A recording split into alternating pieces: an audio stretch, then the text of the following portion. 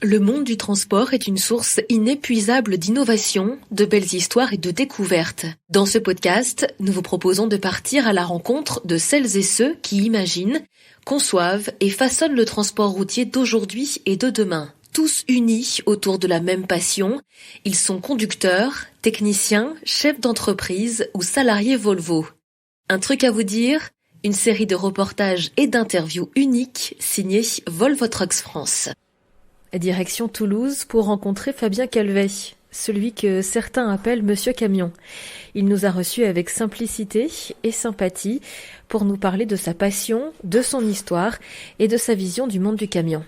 Ici, c'est un atelier un peu particulier, c'est-à-dire c'est un atelier poids lourd, comme on pourrait en trouver partout en France, si ce n'est qu'ici on construit et on entretient et on répare des camions de course. Donc pas les camions qui vont tous les jours sur la route, bien qu'il en passe de temps en temps ici faire quelques bricoles, c'est vraiment dédié aux camions de compétition. Et donc c'est un peu un atelier unique puisque c'est le seul en France qui fait ça pour toute marque. Il y a pas mal de teams qui ont leurs propres ateliers, mais ici, ce sont des clients qui viennent. C'est-à-dire que tu peux très bien avoir un Volvo, un MAN, un Mercedes, un Iveco, un Renault, c'est toute marque, mais dédié à la compétition. Comment on te présente alors, Fabien ? C'est difficile. Il y en a qui disent Monsieur Camion, mais ça fait un peu prétentieux, je trouve, Monsieur Camion.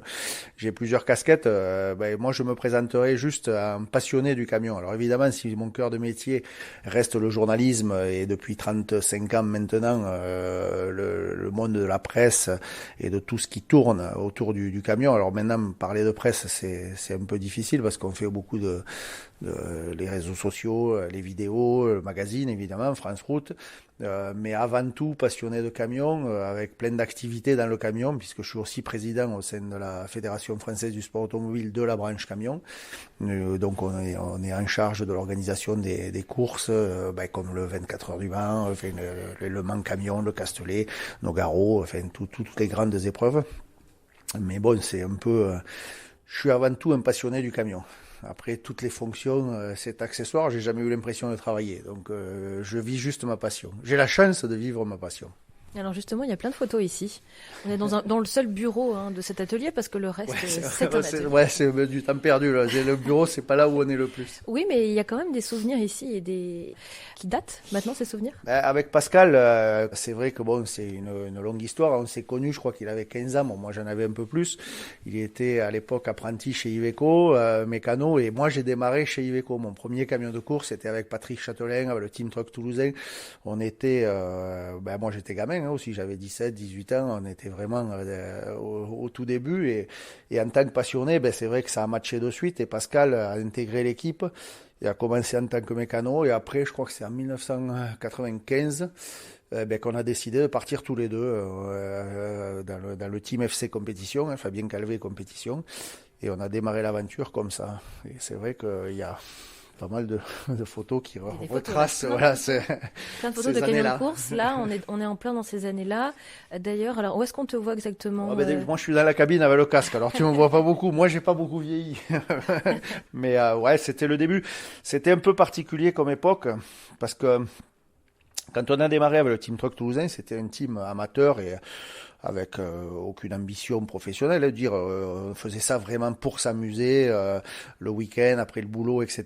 Par contre, en 95, quand on a monté cette société avec Pascal, c'était quand même, on avait une autre optique, on était jeunes, on était motivés, et nous, on voulait en faire notre métier. Et à cette époque-là, ça paraissait un peu fou de dire que tu voulais faire de la course de camion de ton job. Parce qu'on a été vraiment des compétiteurs et on voulait gagner. Enfin, moi, je voulais gagner. J'avais que ça dans la tête. Quand j'ai démarré, on a démarré sans rien, sans argent. Il faut savoir qu'on allait sur les Grands Prix avec un sac à dos et un sac de couchage. Et on a tout construit nous-mêmes. On n'a pas touché le loto, on n'a pas tué notre grand-mère pour avoir l'héritage. C'était vraiment la pure passion et le travail. Et après, c'est vrai que ça a été des concours de circonstances, des opportunités. Mais la seule vraie clé du truc, ça a été le travail et beaucoup de travail. Et à cette époque, avec Pascal et Xavier Mêlé, notre pilier de ce team à l'époque, on était trois. On était trois jeunes, surmotivés, qui a réussi à concurrencer les gros teams professionnels. Quand on gagne le Mans, et puis bon, quand tu parles des 24 heures, tu dis, on était privé en 96, c'était avec ce camion, c'était le team La Seine poids lourd à l'époque, c'était pareil, une grande histoire d'amitié, de sincérité des partenaires qui nous ont suivis toujours. On gagne 3 jeunes face à des écuries comme Mercedes, MAN qui étaient là. Et nous, on n'avait pas de marque, on n'avait rien, on avait un Phoenix, donc ça ne veut pas dire grand-chose. Et on arrive à gagner face à ces gens-là. Et ça nous a propulsé. Les gens comme Tudor, enfin, c'est des batteries, nous ont suivis. L'ascension, elle s'est fait relativement vite. Puis on est parti en Europe. Et on a commencé à gagner des courses en Europe. Dès la deuxième saison, on était vice-champion d'Europe. Enfin, c'est allé quand même super vite. Et les gens ne comprenaient pas. On avait juste 2 mécanos, un pilote. Et on partait comme ça à travers toute l'Europe. Et c'est vrai que ces photos-là, c'est beaucoup de beaux souvenirs. Je pense que ça marque une vie, ça. On sent l'émotion. Ouais, j'ai presque la larme. Mais comment on tombe dans le camion? C'est quoi le déclencheur pour être tombé amoureux du camion et de son univers? Je sais pas trop, parce que j'en parle avec mes parents. Bon, moi, j'étais trop petit, mais dès que j'ai gamin, c'était Brouma, camion. C'était, voilà, il fallait des camions, des jouets. Je voulais pas de voiture, je voulais des camions. Donc, il y a bien dû avoir un truc à la base. Mais je sais pas, c'est un peu le hasard. Et puis après, c'est les rencontres. Moi, j'avais mes voisins dans le Tarn. André qui me prenait dans son berlier quand j'avais 10 ans. J'étais gamin, j'avais 10 ans. Au lieu d'aller jouer au foot avec tout le monde, moi je voulais aller faire du camion avec mon voisin au volant du berlier, quoi. Donc ça s'explique pas, quoi. Je veux dire, c'est comme ça, c'est une passion, une obsession peut-être. Alors ici, on est dans un endroit qui est chargé d'histoire. Il y a ce bureau avec toutes ces photos, mais il y a l'atelier en bas où on entend travailler. Il y a du monde qui travaille. Bien qu'ils travaillent un peu. Il faut travailler. On peut aller les déranger un petit peu. On peut aller voir comment ça fonctionne. Allez, je te suis. On descend à l'atelier. Alors ça risque de faire un peu de bruit, mais bon, ça fait partie des ateliers. Ils vont être à la pause là, juste, tu vois. C'est un endroit qui avait du sens. En plus, tu vois, ils sont au café en plus. Tu vois, ils sont vraiment au café. On dit on va les voir travailler, ils sont au café. Non, mais Là, on est dans l'atelier. Donc, du coup, on était au bureau, on est descendu dans l'atelier. Alors là, la particularité aussi des camions de course, les gens qui font de la course automobile ou de la moto, tu vas au magasin Ducati, tu achètes ton pot d'échappement, ton machin, tu vas chez Renault Sport, tu achètes ton kit Clio, RS, machin chouette. Ben, dans le camion de course, ça n'existe pas. Il faut tout construire. Donc, tout, c'est-à-dire du châssis. Alors, il y a les rails de châssis qui réglementairement doivent être standards, qui viennent d'un constructeur. Mais après, toutes les traverses, les bras de suspension, les machins, tout doit être fabriqué. Parce que tu vas pas au magasin dire, tiens, voilà, je voudrais telle pièce, telle traverse. Non, ça n'existe pas. Il faut la construire. Et donc ici, on fait tout. Vous faites tout, en fait, ici. Voilà. Ici, si on se balade au sein de l'atelier, il y a aussi bien des tours, des fraiseuses, des postes à souder, des trucs pour découper le métal. Enfin, il y a vraiment des scies circulaires, des presses. Il faut tout fabriquer. Et il faut surtout beaucoup d'ingéniosité. Enfin, parce que là, par exemple, alors, on est en radio, on voit pas, on a un corps de pont. Alors évidemment, c'est un corps de pont standard, puisque le règlement demande à ce que ça soit une pièce standard. En revanche, on va la rendre plus compétitive, on va l'alléger, on va la renforcer à des endroits, on va pour que ça résiste à la compétition. Donc d'une simple pièce brute qui paraît basique comme ça, on va en faire une vraie pièce de compétition et quelque part presque une œuvre d'art, parce que c'est ce qui va faire la différence si tu gagnes ou tu gagnes pas, quoi. Donc il faut vraiment, ils sont pas juste mécaniciens, nos techniciens ici, ce sont des hommes à tout faire. Ils savent aussi bien souder, meuler, couper, avoir l'ingéniosité de dire tiens, si on va faire passer comme ça. Là, par exemple, il y a un camion qui est en construction, un camion neuf. Il y avait des problèmes techniques où si on veut le rendre plus compétitif, ça passait pas. Il faut trouver comment tu vas faire passer la colonne de direction entre les pieds du pilote sans que ça prenne de risque. Donc il faut vraiment concevoir de A à Z. Et c'est ce qui fait aussi la force de TTS. C'est qu'il y a cette expertise et se passer aussi, parce que là c'est marrant, sur le camion qu'il y a là, ils vont appliquer un truc qu'on avait appliqué en 1995 sur un de mes camions, et ça marche toujours, ça marche toujours. Donc c'est ça aussi qui est formidable, de voir que cette expérience, elle profite même encore aujourd'hui au plus haut niveau de la compétition. Moi, j'aimerais bien aller là-bas parce que on a donc une plaque Théo Calvet. Théo Calvet, c'est ton fils. Ouais.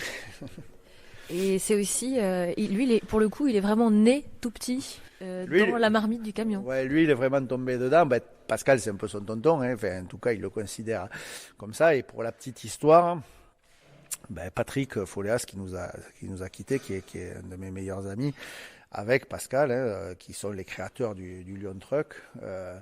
Théo a toujours gravité dans le team, il était toujours là, mais dès son plus jeune âge, 10-12 ans, il était là. Et un jour, c'est une anecdote, mais qui est vraie, j'étais au Nürburgring, enfin on était tous au Nürburgring, et moi j'avais mes fonctions à la FIA, et donc j'étais pas avec le team, hein, puisque moi j'étais comme mon côté à la FIA, et Théo un peu en tant que Français, c'était le seul team français, il était toujours avec le Lyon Truck, et un soir il revient du resto avec un morceau de set de table en disant papa j'ai un contrat, et je sais pas, il avait 12 ans, et il dit j'ai fait mon contrat avec Patrick et Pascal, je vais rouler pour eux. Mais j'ai dit ouais mais t'as 12 ans, donc ouais mais quand j'aurai 16 ans ils me prennent, je serai pilote au Lyon Truck. Ouais, je dis c'est bien.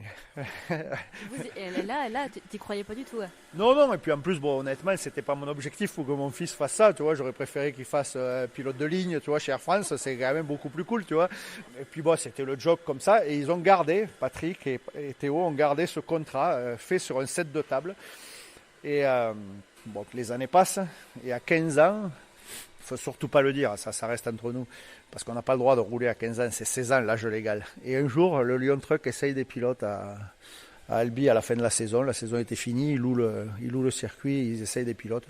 Et dans la journée, ils y glissent mon fils au volant, et sans rien me dire évidemment. Et Patrick, en déconnant, dit ah putain, le gars, t'as vu le pilote là qu'on a, il se débrouille bien. Hein. Et puis là, je me retourne, je vois que c'est mon fils, donc sueur froide. Je me dis mais non, t'inquiète pas. Puis bon, ça se passe comme ça. Et puis le soir, Jonathan, qui était à l'époque ingénieur, et là aussi c'est une belle histoire parce que maintenant c'est lui qui est le pilote du Lyon Truck, et à l'époque John était l'ingé du Lyon Truck, et il dit mais putain, le gamin il se débrouille bien, les résultats, parce que bon, sur les camions de course tu peux tout analyser, et il dit le gamin se débrouille bien quand même, et bon, ça passe comme ça. Puis Patrick il dit ce serait quand même bien le jour où il aura 16 ans de vraiment lui faire des essais. Donc bon, ceci se fait, bon, la saison démarre, donc Théo courait pas hein, à l'époque, hein, et ils font faire des essais, ça se passe bien, et puis depuis il lui dit bah tiens, on va faire une course, et puis à la première course à laquelle il participe à Nogaro, il la gagne. Donc ça fait un peu conte de fées. Il avait jamais fait de karting parce que j'y avais toujours interdit. Je voulais pas qu'il je voulais pas qu'il fasse de compète. Enfin, j'étais pas. Il faisait du motocross. J'avais toléré la moto. J'ai dit ok, tu peux faire de la moto, mais j'étais pas. Voilà, il n'a pas été formaté. En tout cas, c'était pas mon objectif qu'il devienne pilote. Et j'avais toujours interdit le karting, tous les trucs qu'il voulait faire. J'ai dit non, si t'es bon, t'as le temps, tu seras bon quand tu seras bon. Il n'y a pas besoin de. Et t'avais raison au final. Je sais pas si j'avais raison, mais bon, en tout cas, ça prouve bien que si tu veux le faire, tu le fais. Et bon, il a gagné cette course. Après, il a jamais quitté le Lyon Truck. Il a continué dès l'année d'après. Bon, il a fait la saison complète, ça a marché.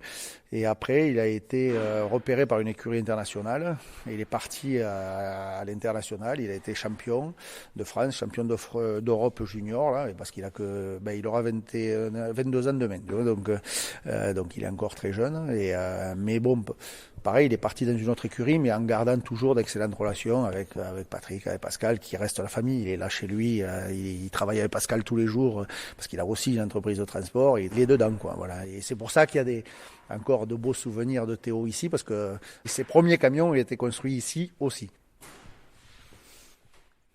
L'univers du camion, il est jamais très loin en fait. Hein. Il est toujours présent. Quand c'est pas du camion de course, c'est du transport aussi. Ouais, après moi j'ai une petite boîte de transport, mais c'est plus par passion que par besoin. Hein. J'ai 3 camions, donc je veux dire on n'est pas encore dans Robert d'Entresangles, hein, et puis on n'a surtout pas la volonté de l'être. Mais ouais, il y a le camion qui est toujours là, et puis bon, mon métier de journaliste, hein, qui est quand même journaliste. J'ai commencé à 17 ans. C'est simple, j'étais étudiant, j'ai fait ma première pige à France Rouge, j'avais 17 ans, j'en ai 52 la semaine prochaine, donc ça fait un petit moment que ça dure. Et bon, ça c'est quand même, mais c'est pareil. Ça, je pense que c'est ma plus belle chance d'avoir fait ce métier, parce que c'est aussi ce qui m'a permis de faire tout le reste autour. Et le journalisme, enfin, c'est juste un rêve parce que j'essaye tous les nouveaux camions, je suis toujours aux avant-premières, on découvre tout, on peut aller partout, on voit toutes les marques, c'est tellement varié, c'est une mine de... Enfin, c'est tellement d'informations qui arrivent. Et là, il faut pas que je le dise, parce qu'après, si un jour mon patron il écoute, il va dire j'ai plus besoin de le payer. Mais je veux dire, après, ce que je serais prêt à payer pour aller travailler, tellement ça me plaît. Donc, on le voit à travers les vidéos. Pourquoi non? Bon, pendant 30 ans, on a fait du magazine papier. Et bon, France Route est de loin le leader du marché. Et c'est vrai que ça cartonne plutôt bien. Même pour de la presse papier, on résiste plutôt bien, puisqu'on vend encore plus de 20 000 magazines par mois. Donc, c'est pour de la presse écrite, c'est vraiment génial. Mais aujourd'hui, ce qui explose, c'est les vidéos. Vous faites YouTube, la chaîne France Route, je veux dire, les essais. Tiens, le prochain d'ailleurs, c'est un Volvo. Ça cartonne. Pourquoi? Parce que, pareil, moi, j'essaye d'être naturel et de dire ce que je pense. Et je suis pas là, moi, pour brosser dans le sens du poil Pierre-Paul ou Jacques. Je veux dire, que ce soit un Mercedes, un Volvo, un Iveco, je m'en fous. Moi, c'est un camion. Il va du point A au point B et on doit dire ce qui est bien ou moins bien, ou en tout cas ce que moi je ressens à travers ça. Et je pense que les gens qui regardent, ils s'y retrouvent. Et c'est souvent ce qu'on me dit d'ailleurs, parce que bon, comme on est sur la route au quotidien, parce qu'il y a quelques confrères, ils conduisent un camion tous les 36 du mois et ils te donnent un avis. Bon, ça fait un peu rigoler des fois. Nous, on a quand même la chance d'y être tous les jours. Encore hier, j'étais au volant toute la journée. Demain, j'y serai parce qu'à 8h, je dois aller faire un chargement un samedi matin. Donc, je veux dire, c'est pas... on est au cœur du métier. Et quand on croise dans les restos, quand on mange, les gens, ils le disent. Parce que moi, je suis pas... moi, je suis leur pote. Enfin, je veux dire, je fais la même chose qu'eux. Je veux dire, juste, j'ai la chance. Que tous les conducteurs. Ouais, voilà, que tous les conducteurs. Et je pense que c'est ça moi, je suis pas plus, pas moins qu'eux. Je veux dire, juste, moi, j'ai la chance de voir d'autres univers, des choses différentes et de pouvoir les partager. Mais une fois de plus, dans les vidéos ou quoi, on n'est pas là pour leur dire ce qu'ils doivent faire ou pas faire. On est juste là pour partager un moment, une expérience et peut-être essayer de leur apprendre une ou deux astuces ou faire, en tout cas, peut-être leur présenter un produit qu'ils connaissent pas forcément. Et après, c'est à chacun de se faire son idée. Nous, on n'est pas là pour leur dire tu dois passer comme ça. Il y a les politiques pour nous dire ça suffit.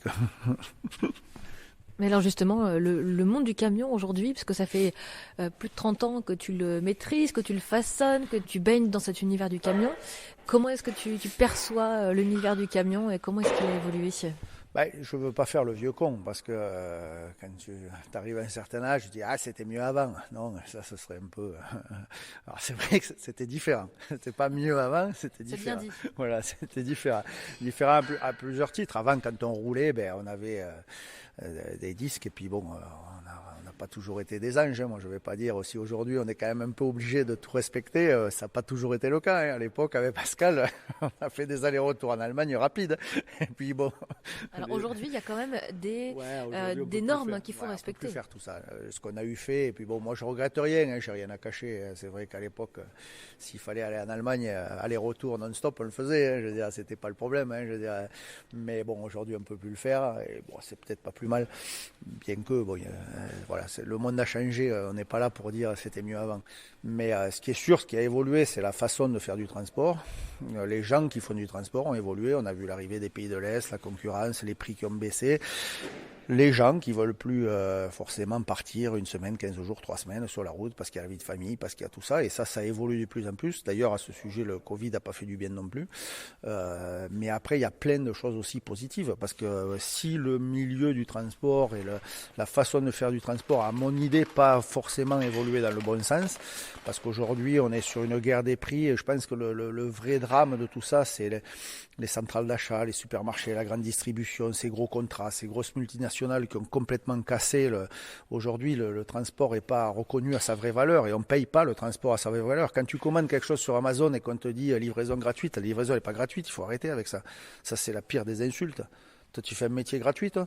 Je veux dire, il n'y a personne qui peut faire un métier gratuit. Je veux dire, c'est dévalorisant de dire livraison gratuite. Non, livraison 10 euros, 20 euros, et tu as une réduction de 20 euros, mais elle n'est pas gratuite, la livraison. Déjà, il faudrait commencer par ça. Donc, que le transport soit reconnu à sa juste valeur. Aujourd'hui, quand on essaye de nous dire, il faut que ça passe sur des trains, des bateaux, des machins, mais arrêtez, je veux dire, ouvrez les yeux. Les camions, ils sont partout, ils font partie de l'économie, c'est la base.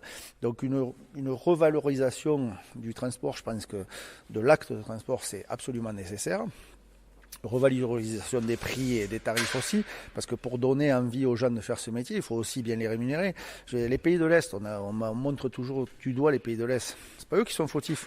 Pauvre gars qui est au volant et qui gagne 700 €, c'est pas lui qui est fautif. Lui, il vit dans son pays avec un machin. Donc une harmonisation, elle sera nécessaire à un moment ou à un autre. Autrement, on ira au clash. Et ça c'est grave. Après, dans les points positifs, qu'est-ce qu'on voit ? Moi, mon côté journaliste, pour parler de la technique et des camions, quelle avancée, mais quel changement.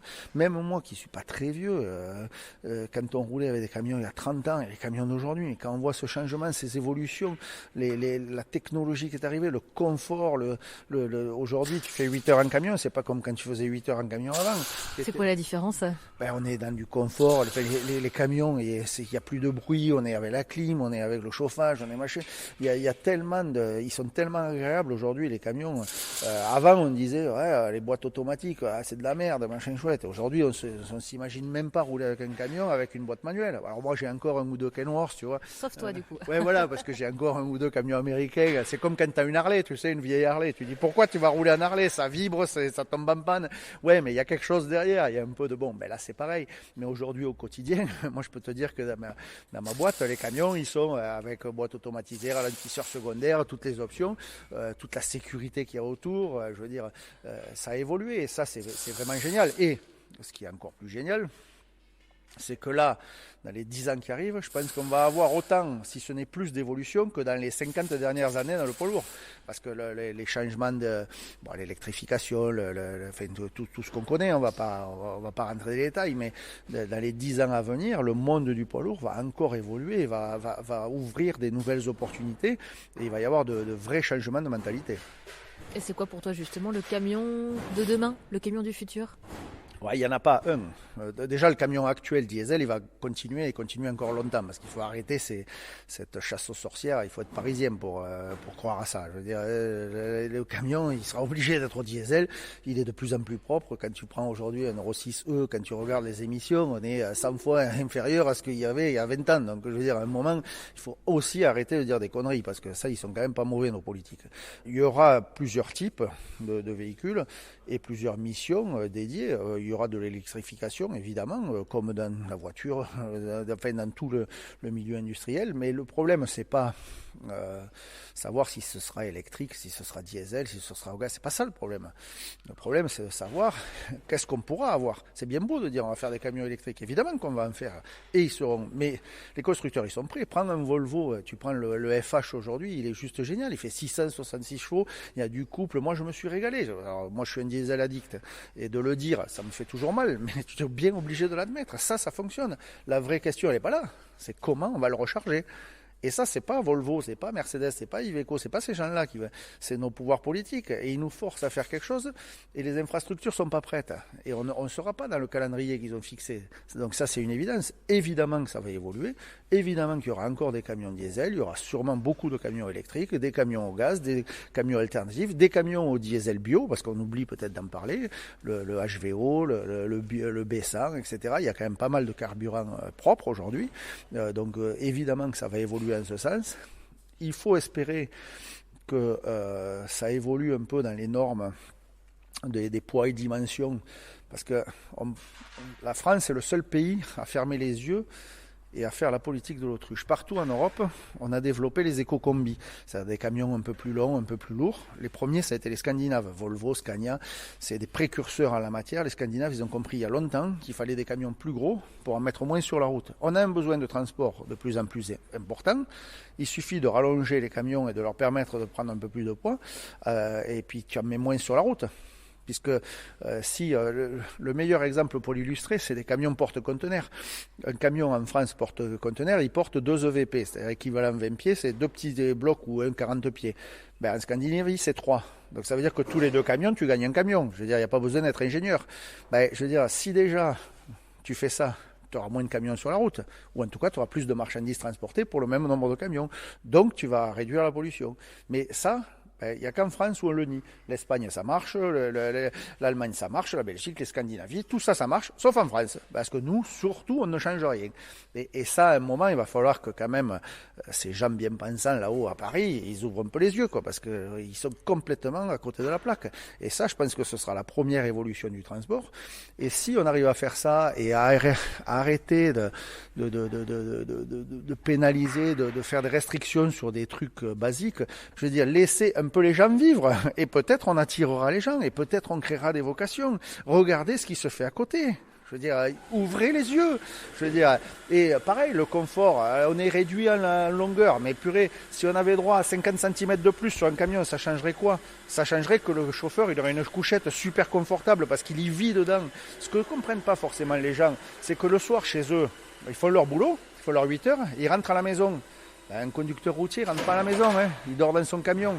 Alors 50 cm de plus ou de moins sur un camion, si ça peut agrémenter la vie du chauffeur et lui rendre la vie plus confortable, peut-être on aura moins de difficultés à trouver des gens. C'est ça qu'il faut réfléchir dans le transport de demain. Rendre ce métier plus attractif et un peu moins difficile, parce que c'est un métier difficile. Est-ce que des vocations comme toi tu as connues et que tu incarnes, une vocation sur le métier de conducteur, dans la passion du monde du camion, est-ce qu'aujourd'hui tu as des vocations encore comme ça? Est-ce que tu en vois? Ouais, bien sûr, il y en a. C'est heureusement, je dirais, heureusement il y en a encore, mais malheureusement, moi je vois beaucoup de jeunes, parce que dans les lycées professionnels, etc., moi je vois mon fils, il a fait une école à Galliani, formation conducteur routier, etc., donc il y a des jeunes qui sont motivés, c'est des jeunes qui ont choisi généralement ce parcours-là pour avoir le permis de conduire d'un super lourd à 18 ans, donc ces jeunes-là, ils aiment justement un peu les camions personnalisés, je veux dire, ils aiment le camion, il faut qu'il y ait les phares, le klaxon, je disais tout à l'heure, les rideaux à l'intérieur, l'agrément, il faut un petit truc, il ne faut pas que ça soit un camion blanc basique comme des milliers que tu envoies sur la route. Et aujourd'hui, on a beaucoup de restrictions à ce niveau-là, ce qui est une erreur, à mon sens, fondamentale, parce que ça ne change rien qu'il ait deux phares et un klaxon, le camion, ou des jantes qui brillent. Si le conducteur, il est fier de son camion, il le nettoie, il en prend soin, c'est une image de marque. Laissons faire ça. Attirons les jeunes, si c'est ça qui leur plaît, il faudrait qu'on ouvre un peu nos esprits, qu'on soit un peu moins restrictifs, et je pense qu'il en reste des vocations maintenant. Les jeunes, ils aiment encore conduire, comme heureusement les vieux, comme nous, on aime encore conduire. Maintenant, il y a d'autres choses qui bloquent dans ce métier. Quand on vous dit, voilà, tu auras rendez-vous à 2h22 cette nuit pour décharger tes 3 palettes à la centrale et que tu es là à 33, on te dit, tu attendras 2 heures devant la porte, qu'on te traite comme un chien, comme un chien. Peut-être le mot considération. Et quand on est sur la route, il y a plein d'impondérables, il y a plein de trucs qui peuvent se passer, donc tu n'es pas forcément à l'heure à ton rendez-vous. Et que les grandes surfaces, que les grands donneurs d'ordre, les grandes plateformes commencent un peu mieux traiter les gens qui sont sur la route, et peut-être on créera des vocations. C'est un métier passion d'être conducteur? Ouais, il vaut mieux, parce que si c'est un métier subi, c'est terrible. Parce que si tu fais ça juste pour croûter, alors malheureusement il y en a encore beaucoup qui font ça juste pour avoir un salaire, ça doit être vraiment terrible, parce que c'est pas le plus facile, et si tu n'as pas quand même un peu de passion derrière, je pense que ça doit être vraiment difficile à vivre. Et tu nous as pas raconté comment tu as démarré ta première activité? Parce que avant de monter ton entreprise de transport, toi, tu t'es vraiment mis en tête de pouvoir créer un camion à ton image, comme tu avais envie de le voir, avec un pare-buffle, quatre phares, 2 klaxons s'il faut, et 3 même. Et ça, c'était ton objectif premier quand tu as démarré dans la vie active. Moi, je suis peut-être l'exemple le plus basique c'est que moi j'aimais les camions, et à l'époque j'avais la chance déjà d'aller dans les pays scandinaves, etc., de rouler là-haut, et je voyais ces camions en Suède, ces Volvo, ces Scania, là, tout ça avec des pare-buffles, des phares sur le toit, des machins, et putain, je trouvais ça hallucinant. Je dis, mais nous on n'avait rien sur nos camions, je parle dans les années 90, on avait peut-être de misérables bibendum, tu vois, accrochés à la visière, mais rien d'autre. Et je dis, mais putain, pourquoi nous on n'a pas ça chez nous? Je veux dire, c'est aberrant. Alors moi je me suis pas dégonflé, j'avais 20 ans, j'avais peur de rien, je touchais 3 mois mot d'anglais, donc je dis allez, vas-y, on se lance. Et j'avais un pote qui courait avec moi à l'époque, c'est Boy Overbrink, qui était champion d'Europe, très très connu chez Volvo, une figure chez Volvo. Et mon copain Viking, là, je lui dis putain, mais t'as un sponsor là, ils font les machins là, les bars et tout ça là, tu peux pas me le présenter là, ton gars? Il me dit ouais, viens. Et me voilà parti, moi, du haut de mes 20 balais là. Avec l'accent toulousain. Avec l'accent toulousain au nord de la Suède, à 700 bornes au-dessus de Stockholm en plein hiver, il y avait 2 mètres de neige, tu vois. Donc là, c'était déjà un peu le choc. Et puis je me pointe là-bas dans le bureau et je rencontre un personnage extraordinaire, Axel Sandstedt, qui était le patron de Trucks à l'époque, la marque qui vendait ses produits. Puis je dis bonjour, voilà, moi je suis français, puis je voudrais vendre des pare-buffles en France, là, tout ça. Alors le gars il me regarde, ah ouais, ah vous aussi vous êtes embêté. Je dis embêté avec quoi? Ben les rennes, les animaux sur la route, vous en touchez beaucoup. Ouah, nous je dis des fois un chien ou deux, mais pas plus. Mais alors il me dit pourquoi tu veux mettre un pare-buffle? Ben, pour faire joli, j'ai dit. Mais il dit nous on les met parce que bon il y a des animaux, il y a tout ça. Ouais, mais je dis nous aussi en cas ça peut protéger. Bon, le mec il m'a un peu pris pour un fou et pareil avec les phares, il m'a dit mais il fait beaucoup nuit comme chez nous là en hiver. Ouais, non, pas plus qu'ailleurs, mais bon, c'est joli quand même. Et, bon, et puis on est parti comme ça. Si ce n'est que ça a plutôt fonctionné. On a lancé FC Promotion, Fabien Calvé Promotion, qui est la boîte qui commercialise les accessoires. Et on a quand même fait exploser le chiffre d'affaires du petit Suédois, parce que le marché suédois, c'est une chose, le marché français, allemand, espagnol, ça en est une autre. Et c'est comme ça un peu qu'est né ce que j'aime pas trop le mot, mais le tuning, enfin en tout cas la customisation de camions en Europe de l'Ouest, enfin en tout cas vers en bas. On a développé avec des collègues dans chaque pays ces accessoirisations, ces personnalisations de camions, et on le voit aujourd'hui comme ça marche sur tous les grands prix, les magnifiques camions décorés avec des accessoires, etc. Ça fait partie du show, hein. Quand tu vas au Mans, tu viens voir la course, mais pas que, tu viens voir tout le reste. Et pour la petite histoire, les premiers accessoires qu'on a importés, c'était avec Volvo. C'était avec Volvo France et avec le ministère du commerce extérieur suédois, et on a commencé à distribuer ces accessoires via Volvo. Donc tu vois, c'est comme quoi 30 ans après, tu vois, l'histoire elle est assez marrante parce que ça avait démarré avec Volvo, tu vois, comme quoi. Merci Fabien de nous avoir reçus et d'avoir pris le temps de nous raconter ta passion pour le camion. À bientôt.